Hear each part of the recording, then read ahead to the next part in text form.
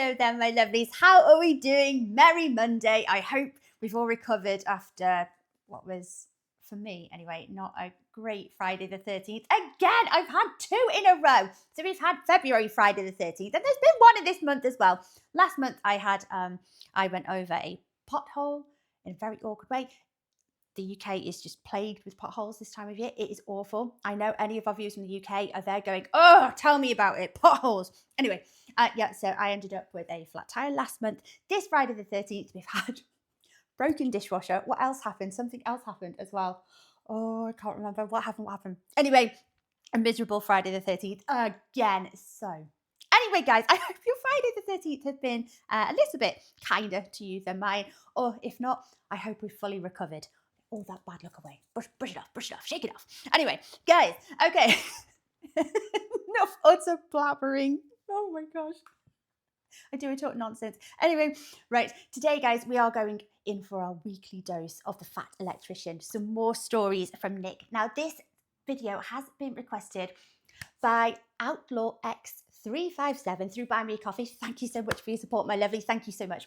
And you say, if you could please react to the Fat Electrician's video on Roy Benavidez. I hope I said that right.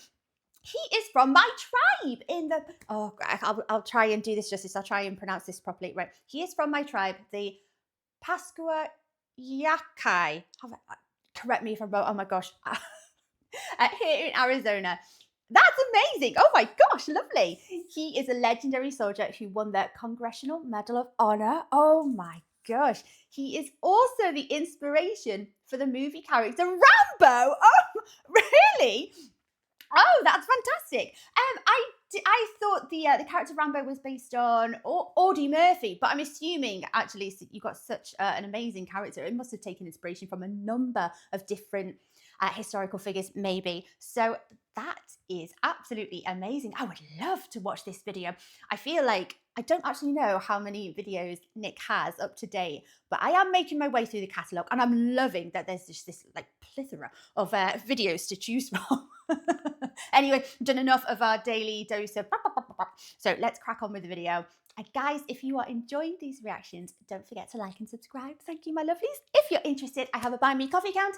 That link is over here. And if you would like to help support my channel any further, I have a Patreon account. And if you fancy checking that out at all, that link is in the description below. Right, let's go.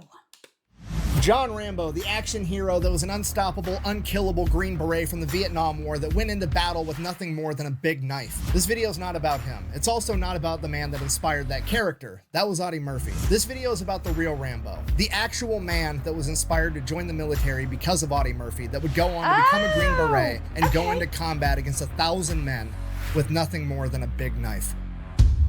Okay, so we've got our inspiration for the character one way or another, like in a roundabout kind of way. Oh, I understand. Just a quick disclaimer, guys. This is going to shock an awful lot of you, and I do apologise for what I'm about to say. Your jaws might hit the floor. I have never seen the Rambo films. I know. I've never seen them. My husband has tried to make me sit down and watch them on a handful of occasions. I need to sit down and watch them. I understand the gist of it. You know, I get the character. I think I get the plot. But yes, full disclosure, I hold my hands up. I know I'm ashamed of myself. I've not seen the Rambo films. So I know. Today we're talking about Call Sign Tango Mike, aka that mean Mexican Master Sergeant Roy Benavidez. Born on August 5th. Do you pronounce the V in that as a B? Is it like Benavidez or Benavidez? 5th, 1935, Roy's first memory in life was attending his own father's funeral after he had passed away from tuberculosis when Roy was 3 years old. 1 year later, Roy's mother would remarry, and 9 months after that, she would give birth to Roy's new half-sister. And from that moment on, Roy was essentially on his own. His parents gave all of their attention to their new daughter, and Roy and his younger brother, Rogelio, were kind of neglected. 2 years later, Roy's mother would develop a cough that would get progressively worse and worse, similar to how Roy's father had. Roy's mother now had tuberculosis too. And while she was on her deathbed, her husband, Roy's stepfather, would inform her that he would absolutely not be raising another man's kids. And 6-year-old Roy overhears this. He's terrified. He has no idea what's going to happen to him and his younger brother, Rogelio. He's already lost his dad. He's about to lose his mom, and his stepdad doesn't want him. And that's the only family he's ever known in his entire life. Oh my gosh. Okay, we've got off to an awful start here. Oh my, who in this day and age? I know we're not talking about this day and age, just a bit of a while ago, but still, who does that? Why? Oh, what on earth? You marry someone that has 2 children, and then you want nothing to do. I mean, it's part of the package, dude. Part of the package. No, don't like that. Was tuberculosis? So I do forget the year that Nick said this was. So we're talking like what? Maybe is it like 1920s? Maybe a little bit earlier. Was tuberculosis in this area like quite a prolific killer? Was it quite rife? So he's lost both his parents now. Oh, I feel so awful for him. The day of his mother's funeral, his stepfather tells him and Rogelio to pack their things. They're going to go live somewhere else. How old they load are up they? in the car, go off to where the funeral's held, and at the funeral, a man comes up and introduces himself as Nicholas Benavidez. He is their father's brother, Roy and Rogelio's uncle, and they're going to come live with him. After the funeral, they load up in Uncle Nicholas's car and they head off to El Campo, Texas, Roy and Rogelio's new home. Upon their arrival, they get to meet what is going to be their new immediate family. They have their Uncle Nicholas, their Aunt Alexandria, their grandfather Salvador, and their 8 cousins. Roy is then informed that it is now going to be 7 boys sharing 4 beds, and that everyone in this family has to work to make this entire thing work because they don't have a lot of money. I mean, it sounds like it's going to be a very cozy living situation, but you know, they've reached out, they've taken them in, they've already got like a lot of children. They've got the granddad is living with them as well, grandpa, and you know, good for him. Good. You need family, don't you? The kids in the family are expected to go to school, get good grades, and then after school, they all have a job that they are expected to go out and do to help contribute to the family. And at the age of 7, Roy's first job was to go shine shoes to earn a little bit of extra money. Then in the summers or any other time the opportunity presented itself, they would all go out as a family and work in the fields picking crops. And this goes on for Roy's entire childhood, and his new family is incredible. His aunt, his uncle, his grandfather Salvador, they're the best people on the planet, but they're also being spread across their work and the 9 other kids in the house, so no kid gets a whole lot of attention. So between that, losing both of his parents, and being abandoned by his stepfather, he's kind of an angry kid, understandably so. So at a young age, he developed a pretty bad attitude, and he was not afraid to fight about it. One of his favorite things to do when he was 7, 8, 9, 10, 11, 12 years old was to go to the movie theater and watch the newsreels of all the different things that were happening in World War II. And just want to highlight, Nick has answered my question very quickly there. So Roy was 7 years old when his stepdad that he's been living with for a few years now. That's your father figure. It sounds like he's a bit of a brute and a bit of a knob. But either way, that's your father figure at that age. That's your male role model. And you've just been disowned by them and told to pack your bags, get up and leave after your mother's just died. Your father hasn't died that long ago as well. So that the memory of that is probably still there. And what a disgusting human being. What a sorry excuse for a man that stepfather actually is. He should be ashamed of himself. A 7-year-old and his younger brother, so what, presumably like around 4 or 5, being told, get out the house, pack your bags. Like, they're babies. They are babies. But I know this is the maternal the mum in me that's talking. I've grabbed onto that, but I think that's just that is repugnant. That is awful. He was inspired by the paratroopers. That's what he wanted to do. He wanted to be in the United States Army. But the problem with this pastime of going to the movie theater to watch all the newsreels was that you had to pay to get inside, and Roy didn't have any money. All his shoe shining money went back to the family. So Roy and a bunch of other kids would wait outside the movie theater for one of the previous showings to leave, and hopefully rich people would throw their pocket change out and let all the poor kids scramble and fight over it. It didn't take young Roy long to figure out that if he just beat up all the other kids, he would get all the money, and then he wouldn't have to run and dive for pocket change. The enemy cannot push a button if you disable his hand. And that's just the beginning of the fighting. It gets so much worse because as World War II progresses and all the young men go off to fight this war, there's a huge lack of manpower all across the United States. Yeah. And to help alleviate that, one of the things the United States government does is basically opens up the southern border so that people can freely come into the United States and begin working. Because of that, there ends up being this huge misconception, especially in any state bordering Mexico, that any person of Hispanic descent wasn't even American. They were just some Mexican that was showing up to work in the fields. Y el acento, ¿dónde are you from? Scranton. Before that, La Philadelphia. This leads to young Roy getting picked on at school. All the kids are... It's like Pidgin Welsh, but Pidgin Spanish. So we have this thing like over here, like Pidgin Welsh, where if you know Welsh, you can just kind of like drift in between Welsh and English in a sentence. I think most people, most Welsh speakers, you know, you're bilingual. You pick up on it, no problem. Is there something similar in Spanish, or what do you call it? Yeah, when it's Welsh, we call it Pidgin Welsh. Don't know why. Calling him a dumb Mexican. They're telling him he's not American. They're calling him a pepper belly. And he's like 8, 9 years old. He has no idea what's going on. So he goes to his grandfather, Salvador. And Grandpa explains to him, Roy, the Benavidez family fought against Mexico to gain their independence, just like any white person's ancestors fought against Great Britain to get their independence. Yes, Your mother was Yaqui Native American. You are just as much, if not more American than anybody else. The Benavidez family name is Mexican, but we are Americans. You have multiple cousins fighting for America in the war right now. Yeah. Don't ever let anybody tell you that you're not American. Which is that his granddad that gave him that advice?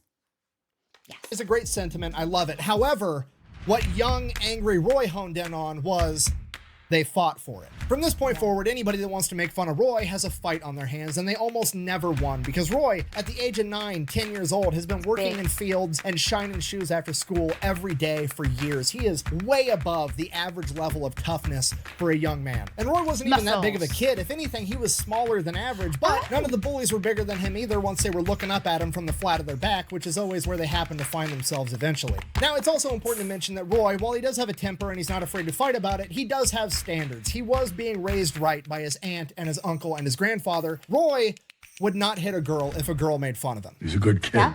Yeah.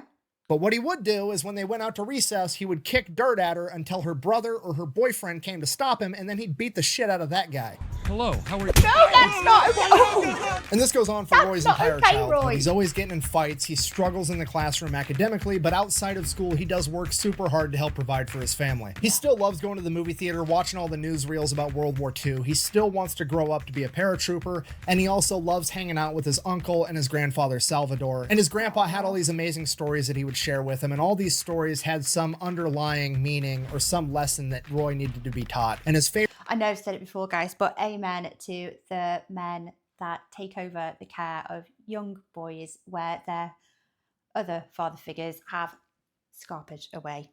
So bless them. Favorite story was when his grandpa was younger and he was a cowboy, and he was on this trail and another cowboy had fallen off his horse down onto a cliff face and he was stuck. And Grandpa Salvador stopped, took his belt off, and lowered it down to help pull this cowboy up and saved his life. And the moral of that story was when somebody needs help, you help him. And all this keeps going on until he's about 14 years old and he drops out of school. He's not going to go to high school. He's just going to go get a full-time job and help support his family. So that's what he does. He goes out and he starts working at this local tire shop. Uncle Nicholas, realizing that Roy is going to be a man soon and that getting in fights like he does is going to have real-world repercussions, figures that he needs to help Roy get over that somehow. So he encourages Roy to start amateur boxing, and Roy is incredible at it. He makes it all the way to the state tournament his first year of doing it. While there, he ends up losing his very first match, and in the locker room after his fight, the young man that had just beat him comes up and wants to shake his hand now that they have their gloves off, and Roy's anger and temper gets the better of him, and he ends up fighting this kid in the locker room, wrestling him into a stall and shoving his head into a toilet. After Roy does... Oh no, Roy! What are your uncle or Grandpa need to have to talk about good sportsmanship, I think. Is that all the other coaches, all the other fighters, Roy's coach, all look at him like, what the fuck, dude? And they're all disappointed. And it was the first time in Roy's life that he felt ashamed and disappointed in himself. And this is where Roy really starts to get a lid and a grasp on how to control his anger. Yeah. After that, Roy gives up amateur boxing and just continues working full-time at the tire shop. And that's when his boss, Mr. Haddock, the tire shop owner, also kind of becomes his father figure too, because he works with him and he's around him so much. He just becomes that older male role model that Roy has always kind of been looking for. Can you imagine? Like, oh my gosh, I keep going back to this, but I do think it really is a nice sentiment. It's really important. Young men that understandably are angry about things growing up, or unfair situations that they've been brought up into. It's so important for them to have strong, male, level-headed, good role models. And thank goodness, it seems like Roy has quite a few of them in his life at this point. Can you imagine, could have gone a different way, couldn't it, if he didn't have these men there?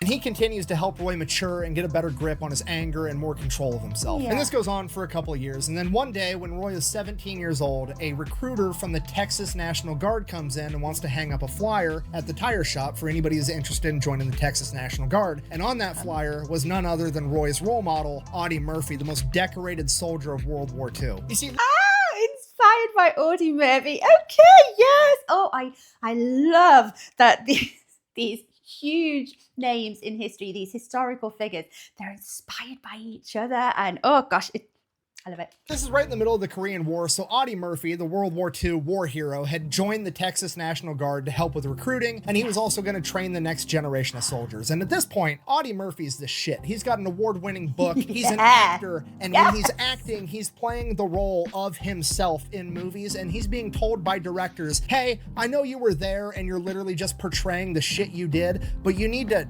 tamp it down a little bit because it's so unrealistic, nobody's gonna believe this story. This is a Texan that was rejected by the Marine Corps for being too small and then went on to be the most decorated soldier of World War II, earning the Medal of Honor for going toe-to-toe with an entire German SS battalion by... Absolutely, guys. If you have not seen Nick's video on Audie Murphy, please go and watch it. I'm sure most of you, if you're here at this point, I'm sure most of you have seen it. But if you haven't, you are in for a treat. Go and check it out. Himself from the back of a flaming M10 tank destroyer with a 50 caliber machine gun. So Roy Benavidez figures if the Texas National Guard is good enough for Audie Murphy, then that's exactly where he wants to be. So he goes, he joins the Texas National Guard, he ships off, goes to basic training, ends up coming back. He's doing his weekends, he's doing his training in the summer. That goes on for a couple of years while he's still working at the tire shop with Mr. Haddock. Then one day he decides that he likes doing Army stuff a lot more than he likes changing tires. So he wants to go full-time Army. He goes over to the active duty recruiter's office. It's a shared office. They've got the Navy, the Marines,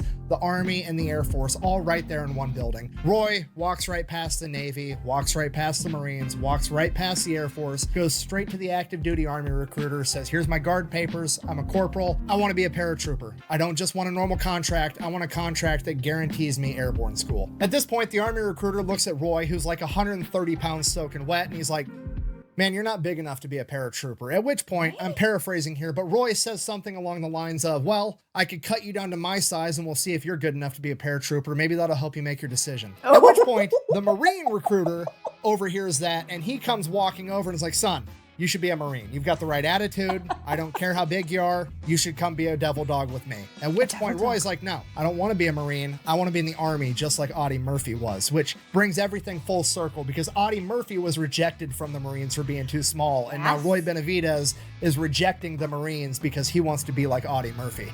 I suppose if I know it sucks that they're like, oh, you're not big enough to be a paratrooper, but still walking the same road as his role model. So, yeah. And the other Army recruiter, who's a captain, an officer, somebody that outranks the sergeant that thinks Roy's too small, comes in and he's like, no, we'll take him. Come with me. So they go, they start doing the paperwork, and Roy's like, okay, I'm a corporal in the National Guard. I've already been through basic training. I've already done through job training. You should just be able to send me straight to airborne school and then give me a duty station. And the recruiter's like, yeah, sure, whatever. Roy signs on the dotted line. He packs his shit. He gets on the bus and he's off to the Army. And Roy... I thought they were about to say to him, it's not as straightforward as that. So, you're going into training. No, he's going. He then immediately finds out the hard way that recruiter was either not listening to him at all or he was lying to him because they sent Roy straight to basic training. Right, okay. Again. And to add insult to injury, he is also not awarded an airborne slot after that, so he's not going to be a paratrooper like he always wanted to. After he gets done with training, he immediately gets sent over to Korea, where he is going to be there right after the Korean War ended, and he's going to be manning the DMZ, the demilitarized zone between what is now North and South Korea. He's in Korea for a year, then he comes back home for a little bit stateside, then they ship him out to Germany, and while he's there, he learns how to speak German, and in Roy's own words, he becomes the first Hispanic American that could speak German with a Southern accent. See, correcto.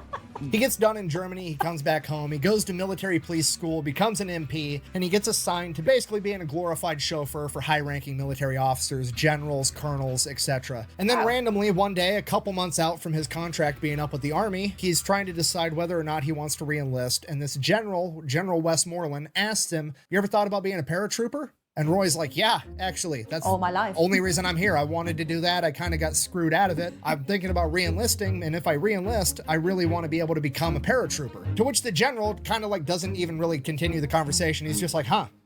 Well, that's neat." Anyways, we're at the airport now. I gotta go. Bye. And then Roy never sees this guy ever again. A couple months later, Roy's contract is about to be up. He has to decide if he's gonna re-enlist or if he's gonna get out. And his potential re-enlistment contract, there's an airborne packet courtesy of General Westmoreland. If he decides to re-enlist, he will get to go to airborne school and he will get to become a paratrooper. He was listening. Oh, it's all who you know, isn't it? So that's what he does. He goes to airborne school, gets his jump wings, becomes a full-fledged paratrooper, and then he gets stationed with the legendary 82nd Airborne Division out of Fort Liberty, sorry. Okay, sidebar. Look, I don't care if we're going to be renaming stuff every once in a while. That's completely fine. However, name it after a war hero or something. Don't just pick a generic term like Liberty, okay? I don't need Fort Liberty. I don't need Fort Life. I don't need Fort Pursuit of Happiness, okay?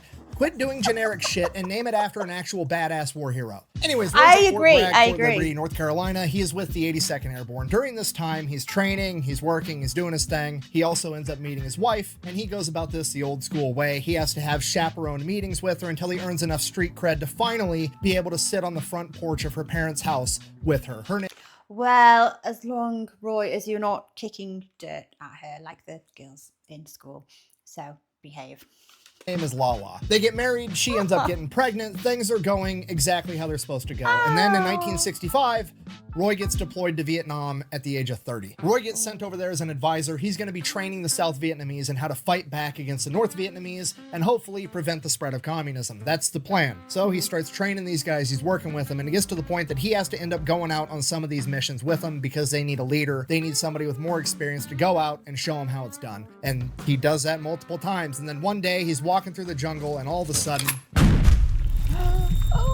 Roy has no idea what's going on. 1 second, he's in South Vietnam on a mission. The next second, he's in a hospital in the Philippines, and everything goes by in a blur. And before he knows it, he's in San Antonio at the Fort Sam Houston Medical Center. At this point, Roy still has no idea what's going on. Doctors and nurses are coming and going. There's some pregnant woman named Lala that's trying to hang out with him all day long, and he's just not comprehending anything that's happening to him. Roy's wife, Lala, would be informed that Roy had stepped on a landmine in South Vietnam during one of their patrols, and they don't know how he survived, but the going theory was that it was some type of defect with the landmine, that when it exploded, the entire landmine didn't fragment, but the top of it stayed intact as one solid metal plate, and when he stepped on it, it detonated it, and the landmine plate shot up and smacked him on the ass so hard that it broke his back and jolted his brain so severely that they don't think he'll ever regain his memory. In addition to that, due to his broken back, he would almost certainly never be able to walk again, even if he did come to mentally. And this goes on for weeks of Lala showing him pictures, telling him stories, trying to remind him of who he was. Oh my gosh, that would be heartbreaking. She's pregnant.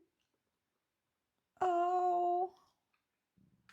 And then one day, he just wakes up. He snaps out of it. He's sitting in a rehab room at the hospital by himself at a table. And in front of him, there's like the child's toy, you know, the big rectangle with like the cylinders and the squares and the triangles, and you shove each one through the corresponding shape. He's sitting there with that in front of him. And the PT person is like, "Can you put the shapes through there, Roy?" And he's like, Well, yes. "Yeah. Obviously, I could put the shapes through there." And they're like, "Well, why don't you go ahead and do it?" He's like, "What, am I applying to get into the Marine Corps? Like, what is happening right now? Why do you think I can't do that?" And they're like, "Well, just go ahead and do it." So he does it. And he's like, "Okay." Obviously, what is happening right now? They then explain to him that he has been unable to do that for weeks every single time they've got him to try, and Roy is just like literally snapped out of it like that. He's 100% mentally all there. He just doesn't remember the accident itself. He remembers everything else. So Roy's back. This is great. Now he just wants to get back up on his feet. He wants to keep serving in the army. He wants to keep jumping out of planes. He wants to go back to Vietnam and be with his guys. And that's just how Roy is. And he's continually excited about the birth of his child, and he kind of reconnects with Lala. Isn't that bizarre? Do they have any explanation for it to this day as to like maybe what happened with Roy's memories? Maybe there was swelling on the brain because of the trauma, the accident, and then maybe that swelling had eventually subsided, and there was maybe less tension on a part of his brain. I'm not a doctor. I'm not going to pretend to understand here, but that's crazy.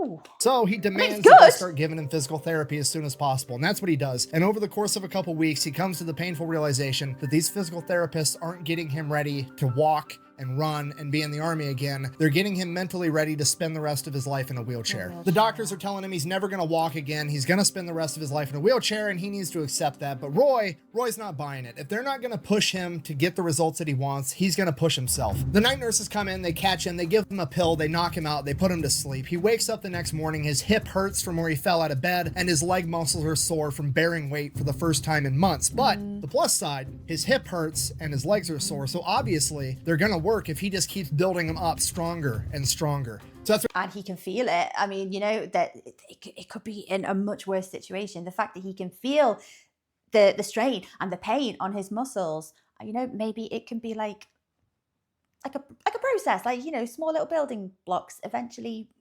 increasing the pressure, the muscle.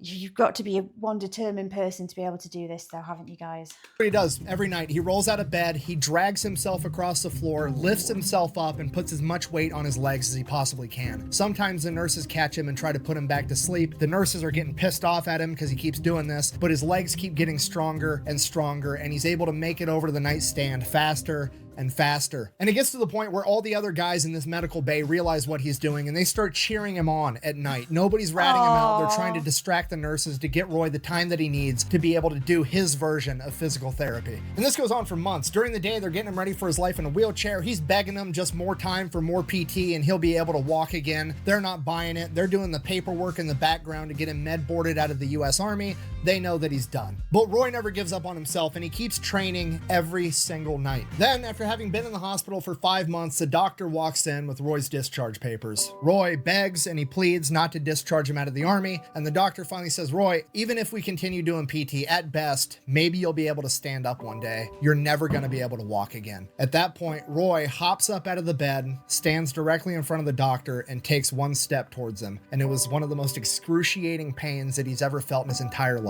He's got tears in his eyes, but he's looking this doctor right in his face. And the doctor, shocked that Roy hopped out of bed and took a step towards him, says, Benavidez, if you can walk out of this room, I'll tear these papers up. So Roy walked out of that room.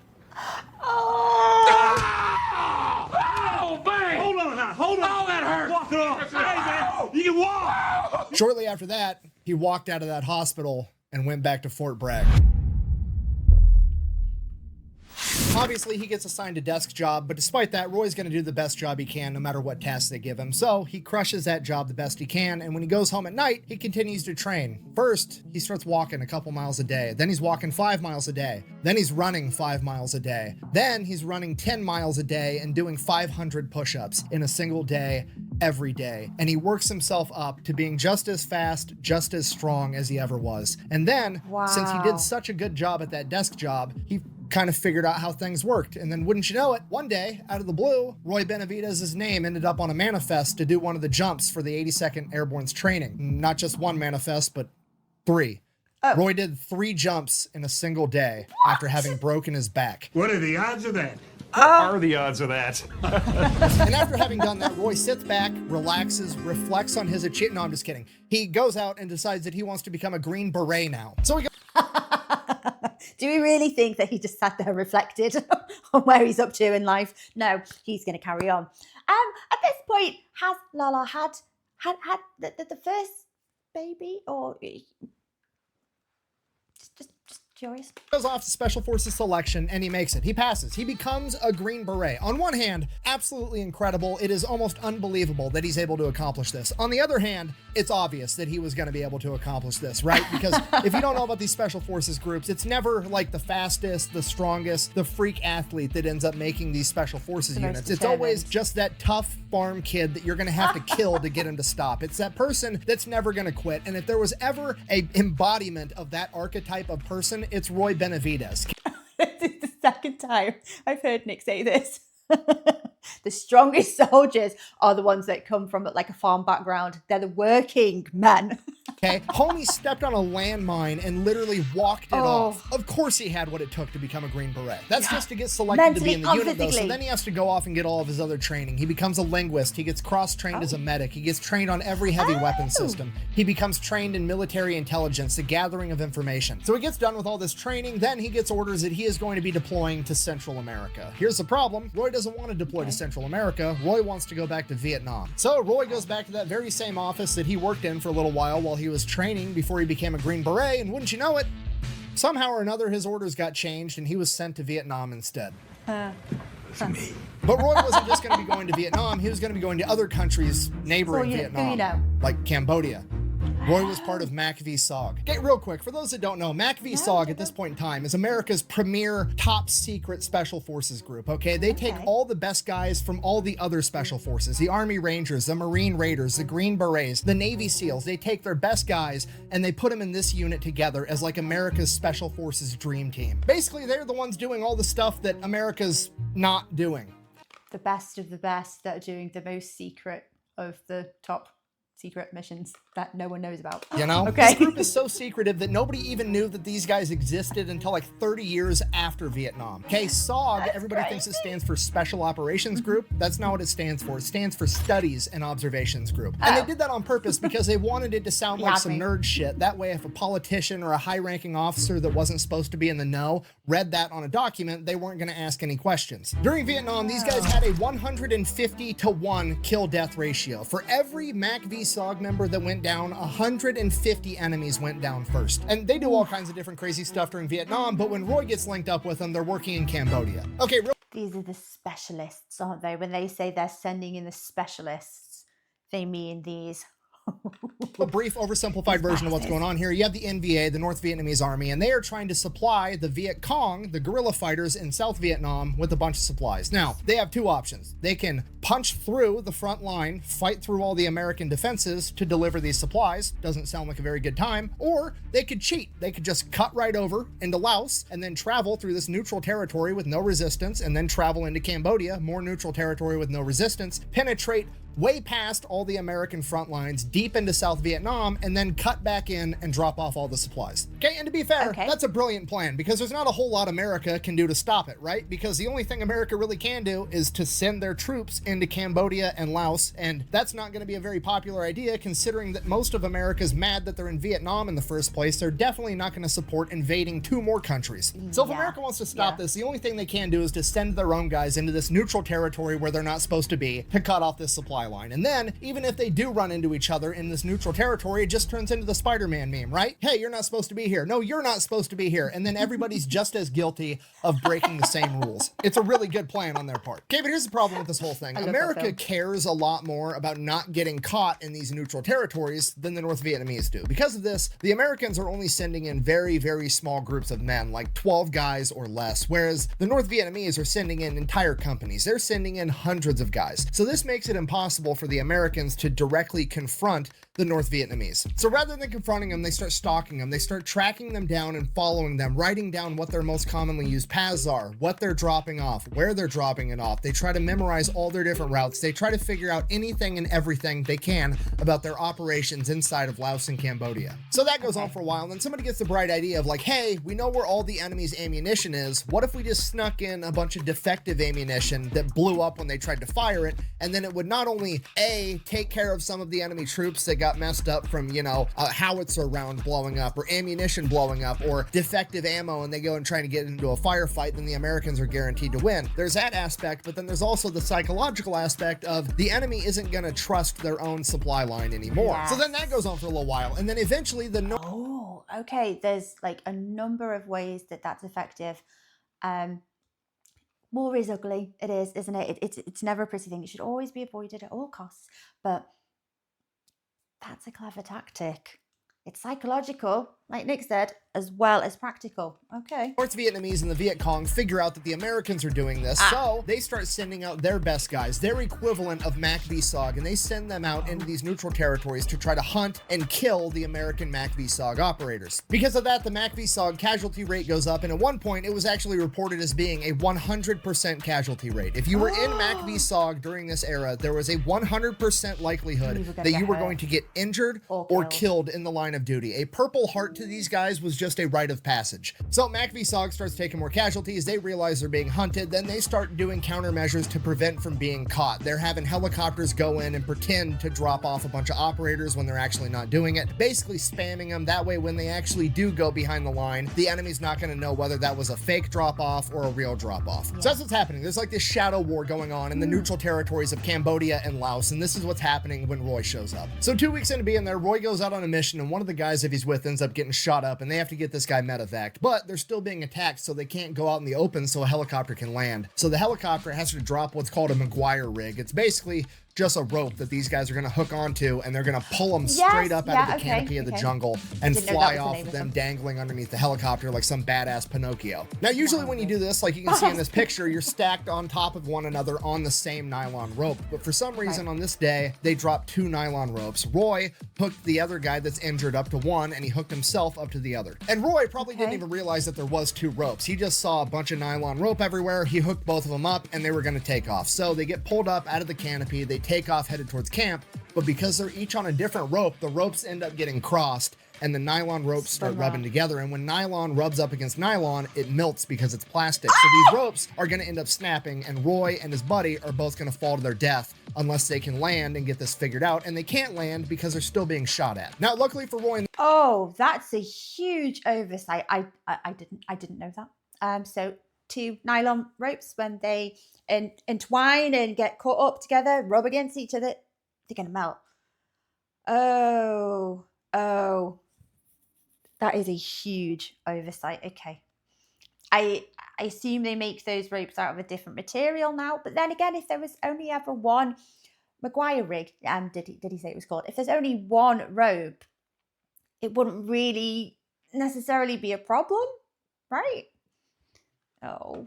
the other guy, the belly man in that helicopter, was another one of Roy's friends, a sergeant by the name of Leroy Wright, and he noticed what was going on, and he ties himself off to a 3rd rope and lowers himself out of the helicopter in between the other 2 nylon ropes, allowing his body weight to untangle the ropes as he lowered himself down, saving all 3 of them. But now you've got 3 ropes, no? And bring me the knife. 2 days after that, Roy wakes up in his cot, time to go get breakfast. He heads off towards the chow hall. He's making his way there, and everything just starts scrambling. There's radio transmissions coming in saying it's a Daniel Boone tactical emergency. Daniel Boone is the name of the operation in Cambodia. You're not supposed to be saying that over the radio, period, which means that shit has really hit the fan somewhere. Everybody around him starts scrambling. Helicopters start going out, and helicopters start coming back in, all shot up with injured men on them. And Roy goes up to one of these helicopters trying to figure out what's going on. And the door gunner in this helicopter falls out, and it's a 19-year-old kid that Roy remembered they just celebrated his birthday like a week ago, and this kid falls into Roy's arms and dies on the spot. Roy asks the rest of the helicopter crew what's going on, what's happening, and they tell him that there's a team out there that's getting overrun by hundreds of NVA. So Roy continues to ask him, what team? Who's out there? Did you pick them up? Are they here now? What's going on? And they go, no, we couldn't get close enough to pick these guys up. They were so overrun and we were taking too much fire from the helicopters.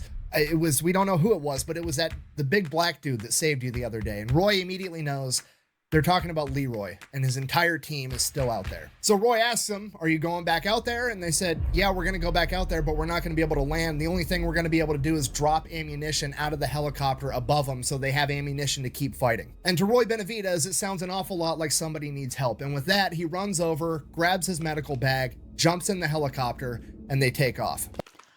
Like his grandfather's advice. Yeah. When someone needs help, they need help. A couple minutes into the flight there, Roy realizes that in his hurry to run and grab his aid bag so that he could help, he made a mistake. A really, really big mistake. He forgot his gun. God damn it! He is now in a helicopter flying into combat with no gun, no food, no water, no grenades. He literally has an 8-inch recon knife and his aid bag, and that is it. Despite that, Roy is still determined to help these guys. So they get there, they drop the ammunition out of the side of the helicopter on top of these guys, and then they fly off. And Roy says, "Get me as close as you can and land this helicopter so I can jump out." And they get him like 150 yards away from where this team is injured and pinned down. And Roy jumps out of the helicopter and starts running towards them. He makes it 10 steps, gets shot, drops him. He got shot in the leg. He tells himself that he tripped and landed on a thorn bush and he's not actually shot, but he knows he's shot. He keeps running towards him and he makes it another 50 yards and he gets shot again. This time it's a glancing blow to his helmet. He doesn't know that yet. Maybe he got shot in the head. Maybe he didn't. Maybe it was shrapnel. He has no idea. He'll figure it out later if he makes it. So he just keeps running to the team, and he finally ends up making it to him. So he makes it to where the team is pinned down. They're all spread out, way too far out. They're not in a defensive position. They're running out of ammunition. Every single person there is shot, blown up. Everybody is in horrible shape. Just to highlight as well, like going into this situation without a gun, I think most people... I think at that point you would just accept your fate, wouldn't you? The only thought going through your head would be, I have no way to really defend myself against guns. I'm going to die. Would most people turn around and want to go back? I think most people would. Not only that, he's carried on. He's got shot twice. He's carried on. Oh my gosh, he's like a tank. So Roy gets to work. He picks up an AK-47 off a dead NVA soldier as he runs to each individual team member, giving them morphine, whatever medical aid he can, and then dragging them over to this anthill, this big pile of dirt, to get them in this defensive position where they're actually semi-close together and they can start fighting back. Roy ends up making it to the guy with the radio, and he's like, "This is Tango. Mike, I've still got men on the ground. I need to get these guys medevaced. I have green smoke grenades. I'll pop them so you know where we're at." While the helicopters are on their way, Roy keeps going and getting more guys and dragging them back to the anthill, giving himself and everybody else morphine. The helicopters finally show up. The door gunners lay down suppressing fire, and Roy starts loading up the guys at the anthill onto the helicopter, but he still has more men out towards the bush line that he hasn't been able to make it to yet. So he gets all the guys on the helicopter, and then he tells the door gunner, "Hey, we still have men over there. Cover me." And Roy takes off running next to the helicopter as the helicopter is gliding next to him, and him and the door gunner are returning fire into the wood line, trying to make it to the other men. This is crazy. I'm quite naive about things like this, but if you've had to administer morphine to yourself, he's got this gunshot wound in the leg, hasn't he? How do you function? How does it not just knock you out? Does it not at the absolute least make you dazed and, you know, just not with it, not fully with your senses? Let me know, guys, correct me if I'm wrong. Like, how do you keep going through that? So Roy and the helicopter make it to the last guy that Roy knows of, and it's not Leroy. So he asks this guy, "Where's Leroy at?" And that guy points him towards the wood line and says he got hit back there, and he's got a bunch of confidential, classified information on him. So Roy decides that he's going to go get it. He takes off running towards where this guy pointed him out in the wood line, but the helicopter can't follow because it can't get that close to the trees. So the helicopter door gunner continues to lay suppressing fire while Roy runs into the tree line and finds Leroy's body. He gets all the classified intel off Leroy's body, and then he begins dragging Leroy's corpse towards the helicopter because he at least wants to bring his friend's body home. And then he gets shot in the back. As we all know, it's always darkest right before the dawn, but as we also all know, sometimes it's darkest right before it gets even fucking darker. After being shot, Roy turns around, realizing he's not going to be able to bring his friend's body back with him, and starts running towards the helicopter. And then he sees the helicopter pilot get shot through the window as the helicopter spins out of control and crashes. And he's got an old back injury as well. Did he break his back the last time? Oh my. Roy makes it to the crash site, and everybody there that survived is pretty much ready to call it a day. They've accepted the fact that they're about to die, and Roy Roy hasn't. He starts dragging everybody, getting them away from the burning helicopter and getting them into another defensive position so that they can fight back. He's going and getting AK-47s off of dead NVA soldiers, getting these guys guns. He has guys that can't even see. They're missing eyes, and he's just telling them, shoot that way. Under Roy's leadership, they start fighting back, and Roy starts calling in airstrikes, F-111s, F-4 Phantoms, gunships, anything and everything they have, and they just start bombing this tree line with all they've got, and they do it over and over, but the enemy soldiers just keep coming and coming. There's literally hundreds of them, and this goes on for hours. It's too hot for them to get a helicopter in there to load people up, and every time they bomb the tree line, more enemy soldiers run out of it towards Roy and his crew. And it gets to the point that they're literally using the dead bodies of soldiers as sandbags to stop bullets. Roy and the men on the ground don't realize it at this point in time, but the crews up in the gunships that are mowing down the forest that the enemies are coming from are starting to mow down so much vegetation that they're starting to see straight lines, which don't occur naturally in nature. These are bunkers with fortified machine gun positions. The MACV SOG team didn't just stumble across an entire battalion of men. They walked right into an entire NVA base inside of Cambodia. Eventually, the air crews come to the realization that with this base there's got to be at least 1,000 men, an entire battalion there, and there's a road where they can bus in even more men for reinforcements. They're not going to be able to keep this up and get Roy and everybody else to be alive and handle this the right way. So the only thing that they can do is to have a carpet bomb of that forest, and at the exact same moment that those bombs start dropping, they're going to send in the helicopters to try to pick up Roy and everybody else. That would have been, that is hell. That's an absolute nightmare. Literally, like, you can imagine the PTSD from that, couldn't you? But then this is going to turn into a hellscape. This like, oh, the visuals going on in my head right now. I just don't think even understand how horrendous this would have been.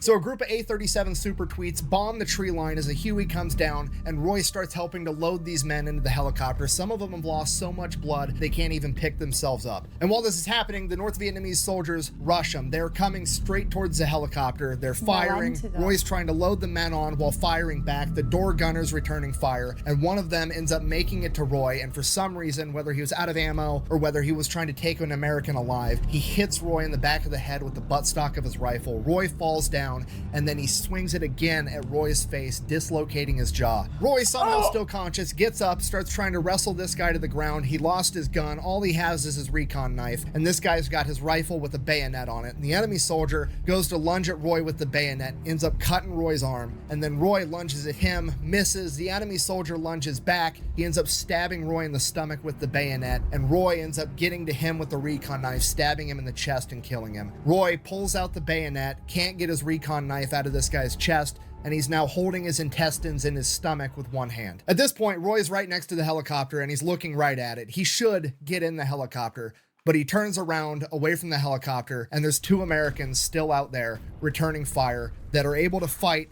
They're just not able to walk, and Roy runs towards them. Roy gets there, picks up the one that can't walk entirely, and starts helping to drag him towards the helicopter, and the other guy can't crawl, but he can't walk. So he literally starts walking on his knees using an AK-47 like it's a crutch. They get to the helicopter. Roy helps load them in the helicopter, grabs the AK-47 that the guy was using as a crutch, turns around again and starts shooting at NVA soldiers that are charging towards the helicopter as the injured men behind him literally grab Roy and drag him into the helicopter as they take off. As it becomes clear to absolutely everyone that Roy Benavidez did not just bring a knife to a gunfight. The communists brought an army to a Roy Benavidez fight and still couldn't win. After It's just like a scene straight from a film, isn't it?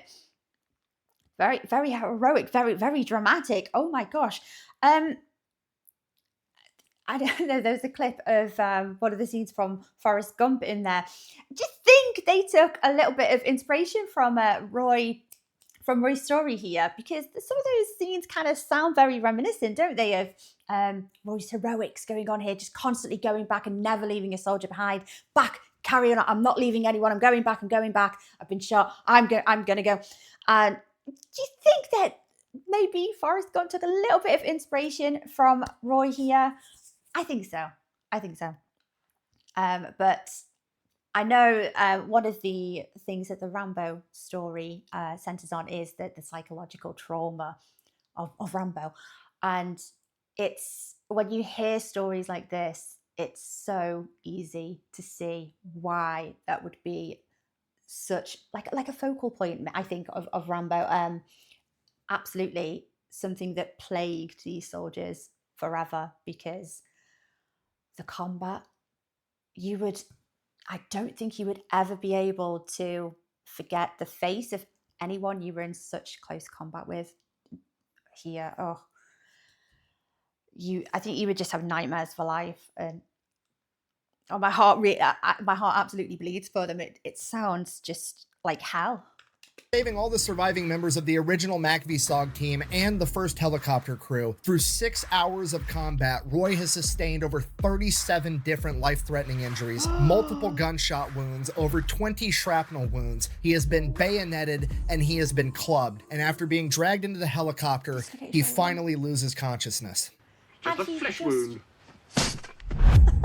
But he carried on going back. His next memory is being literally waist deep inside of a body bag as an American medic is zipping it up. His eyes are caked with blood and he can't open them. He can't talk to the medic because his jaw is dislocated and he's lost so much blood that he can't move. And from the medic's perspective, he doesn't even realize that Roy's an American because he's Hispanic, he's got the same skin tone as a North Vietnamese, and Roy's body is literally laying on top of 3 dead NVA soldiers that in Roy's fog of morphine and adrenaline, he loaded into the helicopter because he didn't want to leave anybody behind. Roy can literally feel the teeth on the zipper closing as it gets closer and closer to his head, and once the zipper reaches his neck, somebody stops the medic and says, "Hold on, that's Benavidez," and he instructs the medic to double check and make sure that Roy is actually dead. And the medic argues with him, and Roy's buddy says, "I don't care, double check."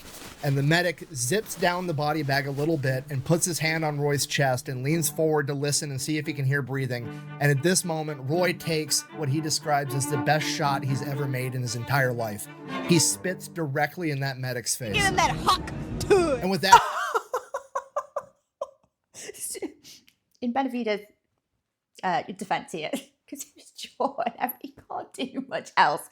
As much as I can't stand spitting. Okay, it kind of just shows you how many dead there were, how many dead bodies when it comes to the point where they're not thoroughly checking, because there are that many. Ooh, it literally sends chills down my spine.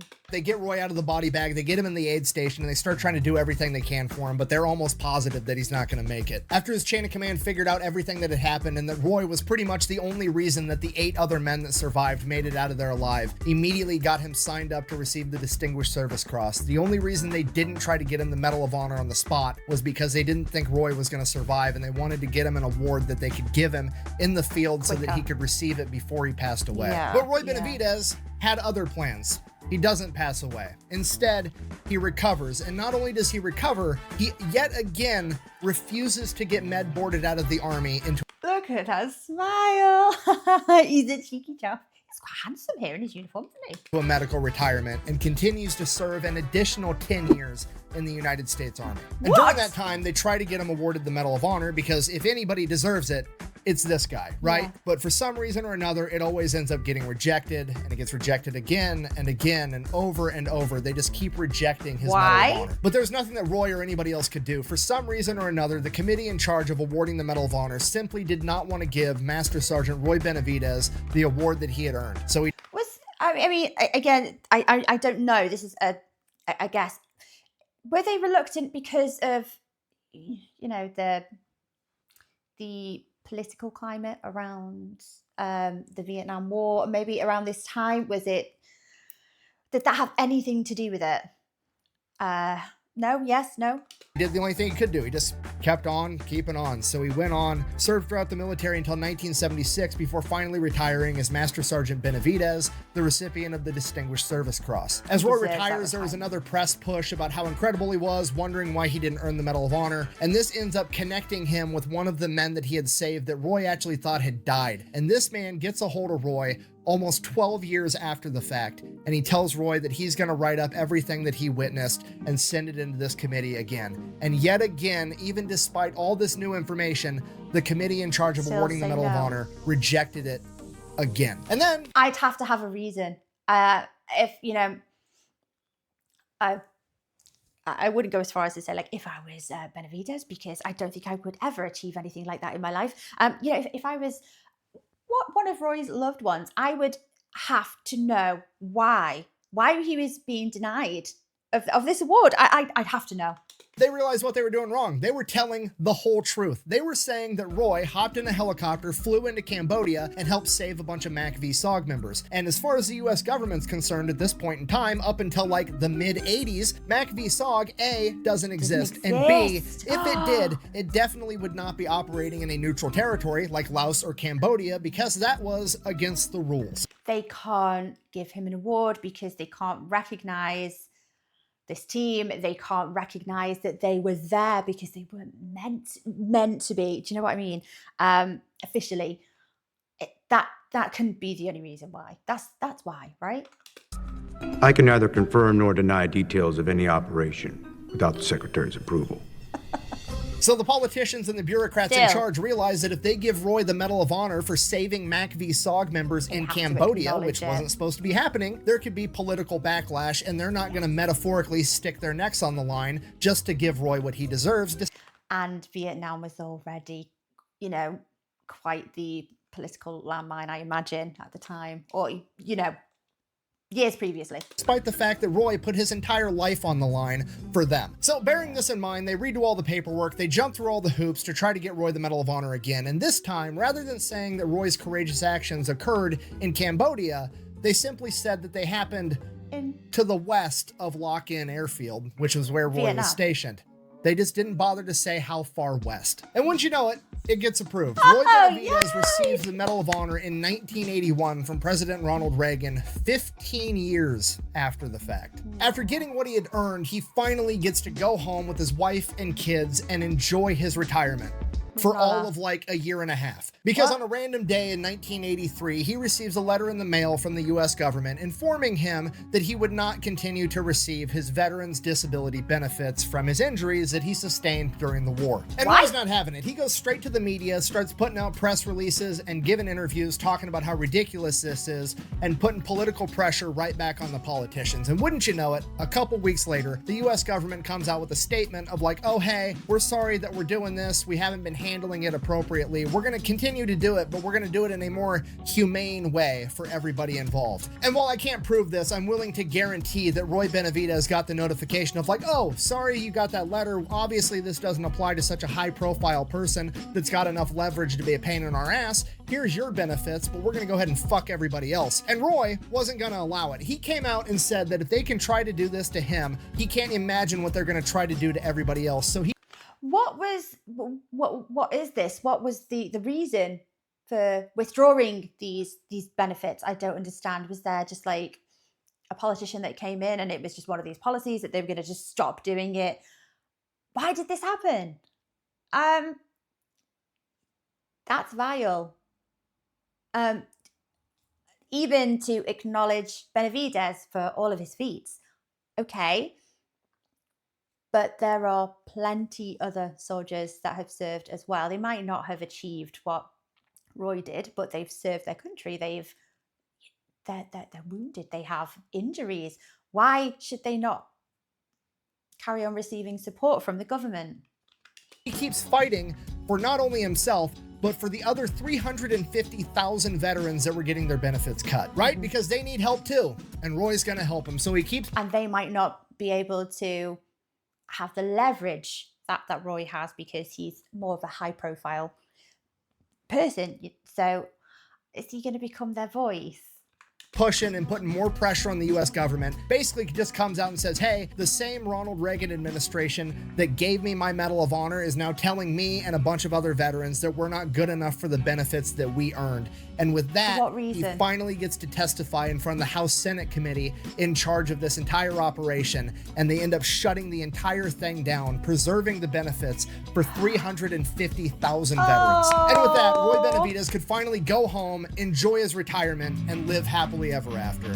had one in last bite. conclusion, when somebody needs help, you help them. And for the love of God, the fact that somebody renamed Fort Bragg Fort Liberty and not Fort Benavidez instead is borderline criminal. Thank you for watching. Best way to support the channel is go buy some merch over at thefatelectrician.com. Quack bang out. Again, this is something that I'm completely clueless about, but Fort Bragg. Who decided to name it Fort Liberty? Was that just like a bit of a flyaway decision that a group of young people that have maybe never had any military experience or any relation to it whatsoever have just thought, oh, that's a nice name, let's call it Fort Liberty? Or is there more of a reason behind it? I'm inclined to agree with Nick here. Why would you not name it after a war hero? Why would it not be Fort Benavidez? I think it rolls off the tongue a bit better. It's got like a nicer sound to it as well. Oh, hey, real quick. If you guys wanted more, there's a book called Legend by Eric Blim, all about Roy Benavidez. The author spent like 3.5 years researching for it, and he actually helped me make this video. So if you guys wanted to check it out, it's over on Amazon, and I'm sure it's on his website if you wanted to Google it too. I'll have it all linked down below. Thanks for watching. Oh, that's After that PlayStation comment, I'm taking these back. Come on. That's not funny. I want those. No. They locked me in our staging area and started unloading, started identifying the bodies. They found out I loaded 3 dead enemy soldiers in that helicopter. I didn't want to leave anybody behind. My mission was to recover the classified material, so if anybody had it, he was on the helicopter. They left the 3 enemy soldiers on the side, and because I sort of look Oriental, they thought I was one of them, so they let me lay right next to them. And they were putting us in body bags. And I remember that my feet being lifted, and I was inserted into the body bag, and I could hear that zipper coming up, and I thought, oh my God, no, no. And I couldn't talk because my jaws were locked, and I could hear that zipper coming up, and one of my buddies was doing the Mexican head dance, and he was yelling at the doctor, that's Roy Benavidez. The doctor said, sorry, there's nothing I can do for him. I'll find out later. Jerry Cottenham made that doctor at least to feel my heartbeat. When I felt that hand on my chest, I made the luckiest shot I ever made in my life. I spit in the doctor's face. You know, there's a saying among the veterans, for those that had fought for it, life has a special flavor. The protected will never know. You have never lived till you almost died. And it is us veterans that pray for peace most of all, especially the wounded, because we have to suffer the wounds of war. I'm asked hundreds of times, would you do it over again? In my 25 years in the military, I feel like I've been overpaid for the service to my country. There'll never be enough paper to print the money, nor enough gold in Fort Knox for me to have to keep from doing what I did. I'm proud to be an American, and I'm even prouder that I've earned the privilege to wear the Green Beret. I live by the motto of duty, honor, country. Ladies and gentlemen, thank you very much. Thank you. God bless you, and God bless America. John Rambo, the action hero. What a powerful speech there. Nobody prays for peace more than the veterans, especially wounded veterans, because they live with the effects. And the protected, it struck a chord with me. That it's very articulate. It's a very, very articulate way of explaining that. It seems quite like ironic, like a poetic kind of thing. Unfortunately, the protected will never know. You will never experience this because you're the ones that these veterans and these people, these soldiers are fighting for, but you will never know. Oh, it's quite chilling, really, isn't it? It's quite sad. Maybe, well, not maybe, but absolutely, the soldiers and the veterans should be a lot more respected and praised and celebrated. Oh, his speech there is really, that hit something there. Guys, like, do you agree with that? Oof. Very wise, profound words, but very hard hitting. I am one of the protected, but I would like to think that I have a deep appreciation for that you just can't really put in words. I feel very aware that my freedoms have been fought for, and I live and I enjoy them, but I should be damn respectful of the people that fought for it. Do you know what I mean? I feel very, very strongly about that. Just in case you couldn't tell. Oh my gosh, that's an amazing story. I'd like to think, tell me if you know otherwise, guys, but I do like to think that those scenes from Forrest Gump, no, I haven't seen Rambo, but I have seen Forrest Gump absolutely a few times. Love it. But the scenes where he keeps going back to help the soldiers, it's that kind of stays with me. It makes me think. That sounds reminiscent of Benavidez's grandfather's advice. You know, when someone needs help, you help. You go and help. You don't need to question why, you help. And I don't know, it just it reminds me of that very innocent Forrest Gump going back in, constantly going, bringing soldiers out over and over again. And then even when he got shot in the bum, didn't he? In the buttock. I just feel like it's maybe inspired by Roy's story. I think it is. Let me know if you know otherwise, guys. And absolutely, you can see the connection. Again, I haven't seen the Rambo films, but from what I do know, about them, it sounds very much like maybe this amazing character was definitely inspired by Audie Murphy. Oh, but that Benavidez was inspired by Audie Murphy as well. And maybe he wasn't the one that inspired the character to be written, but he's the real life Rambo. Absolutely. Oh my gosh, just an amazing tale. Oh, just made me feel nice and warm inside. A lovely, an amazing story. Outlaw X357, thank you for requesting this. Amazing, amazing. And he's from your tribe. Well, there we go. Amazing. Lovely. Fantastic story. Thank you so much for requesting this video. Guys, I hope you enjoyed watching along with me. Take care of yourselves, and I will see you next time. Bye-bye.